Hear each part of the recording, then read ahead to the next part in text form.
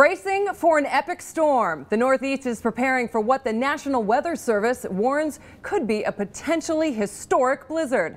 Up to 2 feet of snow threatens to blanket much of New England and the mid-Atlantic, with the blizzard warnings in effect this morning and continuing throughout much of the day Saturday. We will have continuing coverage of the storm here on WSJ Live. Good morning, everyone, and welcome to the News Hub. I'm Kelsey Hubbard.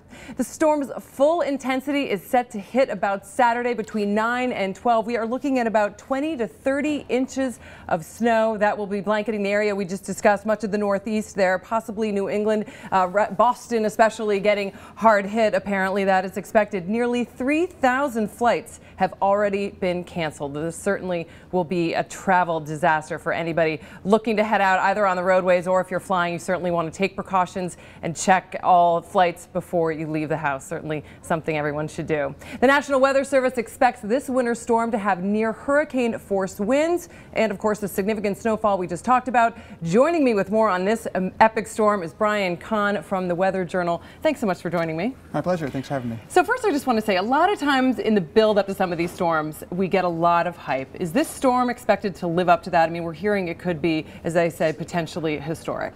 I think at this point it's pretty safe to say that it is going to live up to those expectations. Initially, at the beginning of the week, there was a little bit of iffiness about what the storm's track would be and how much snow would fall, but as we've seen it develop over the course of the week, all the factors are coming into place to make this a pretty major snowfall, wind, and coastal flooding event. All right, we're going to bring up a map here from NOAA right now. Tell me what we're looking at as we see this map. Sure, so we're looking at wind speeds and wind direction here in this map over the course of the next, the map runs for at least 4 or 5 days, but you can see the red and yellow areas that are developing are the major part of the storm. So let's see if we can get back to the beginning of the loop here in a minute. You'll see that come up the coast. So here we go. So you can see it come up the coast, and right about this point, 9 o'clock in the morning, tomorrow we're going to see major winds off the coast of New England. It's showing it in knots, but miles per hour, we're looking at wind gusts up to 70 miles per hour.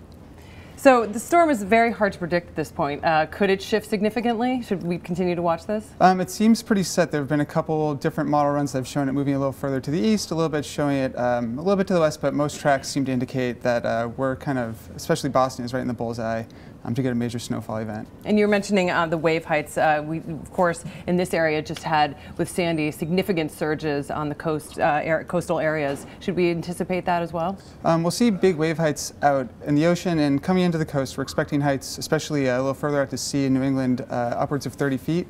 Coastal flooding, they're looking at 3 to 5 feet of water coming in, which is not Sandy heights, but it's still something to worry about for communities living on the coast, especially in the Boston area. And Brian, how much can you anticipate at this point what the rest of the season will be like? We haven't had too much snow this year. Of course, Sandy was a huge storm that hit us back in October. Is this a harbinger for things to come, or is that unable to be known at this point? It's not quite sure at this point as far as the season goes. This sort of, like I said, initially no one really saw this coming at the beginning of the week. It looked like a pretty minor event. It's transitioned to something bigger. So whether it's a sign of, a string of big storms or not is sort of up for debate, but I would say, just keep an eye on what the National Weather Service has to say in the coming months. Right, and right now we're getting some snowfall here in New York. Is that expected to turn to rain? We're looking at Times Square right now. As you can see, it looks more like a rain event than a snow event, but expected to change, as you said, possibly tomorrow morning. Yeah, actually when I walked in here this morning, just about 10 minutes ago, it started to shift over to rain. We should see that happen, but then about 3 p.m., that's when things are going to shift all the way back to snow, especially here in New York. And when we look at a lot of these storms, as that we mentioned Superstorm Sandy in October, now we're anticipating the storm coming this weekend, a lot of people start talking about climate change. Does that factor into this? What do we know right now, or what at least is your opinion on that as we look at these storms that continue to hit us? Well, Sandy had it does have a climate change signal in Sandy in the sense that, especially in New York, sea levels have risen about a foot over the past 100 years.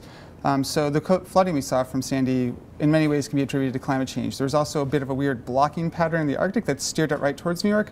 That's also consistent with having lower sea ice in the Arctic, which again is a climate change signal. This is a little bit different.